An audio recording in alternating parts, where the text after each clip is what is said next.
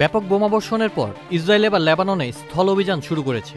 ইসরায়েলের সীমান্ত থেকে ২৯ কিলোমিটার দূরে লিটানি নদীর ওপারে হিজবুল্লাহকে ঠেলে দেওয়ার জন্য সৈন্যরা দক্ষিণ লেবাননে প্রবেশ করেছে। মঙ্গলবার এক বিবৃতিতে লেবাননের দক্ষিণাঞ্চলের গ্রামগুলোয় সুনির্দিষ্ট লক্ষ্যবস্তুতে স্থল অভিযান শুরু করার কথা জানায় ইসরায়েলের সামরিক বাহিনী। বিবৃতিতে বলা হয়, দক্ষিণ লেবাননের সীমান্ত সংলগ্ন গ্রামগুলোয় ইরান সমর্থিত সশস্ত্র গোষ্ঠী হিজবুল্লাহর লক্ষ্যবস্তুতে বিমান হামলা চালানো হয়েছে। একই সঙ্গে সেখানে স্থলবাহিনী প্রবেশ করেছে।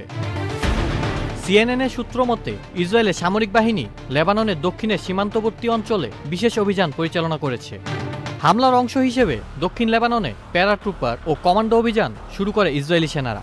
এই অবস্থায় একটি প্রশ্ন আসছে, ইসরায়েলকে প্রতিরোধ করতে পারবে হিজবুল্লাহ? আন্তর্জাতিক সংবাদ মাধ্যম রয়টার্সের সূত্র মতে হিজবুল্লাহর প্রবল প্রতিরোধের মুখে পড়েছে ইসরায়েল, কারণ তারাও প্রস্তুত ছিল এমন আক্রমণের। ইসরায়েলের হামলার সময় লেবাননের সেনারা সীমান্তবর্তী অবস্থান থেকে পিছু হটে যায়। হিজবুল্লাহ ইসরায়েলি সেনাদের ওপর রকেট ও কামানের গোলাবর্ষণ করেছে। লেবাননে ঢুকে পড়া ইসরায়েলি সেনার বিষয়ে কিছুই বলেনি সংগঠনটি। পূর্বের ইতিহাস থেকে দেখা যায়, হিজবুল্লাহকে নিশ্চিহ্ন করার জন্য ২০০৬ সালে ইসরায়েল লেবাননে আগ্রাসন চালায়, কিন্তু ব্যর্থ হয় ইসরায়েল। ৩৪ দিনের রক্তক্ষয়ী লড়াই এবং উভয় পক্ষে অনেক হতাহতের পর জাতিসংঘের নিরাপত্তা পরিষদের যুদ্ধবিরতি প্রস্তাব গ্রহণ করতে বাধ্য হয় ইসরায়েল। বিজয়ী হয় Hezbollah.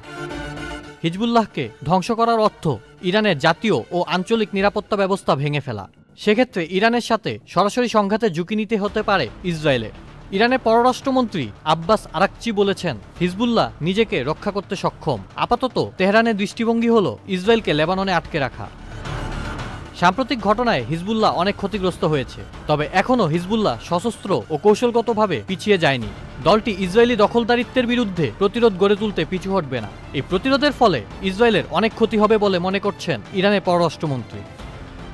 আউসাফুল Islam Akib, channel I.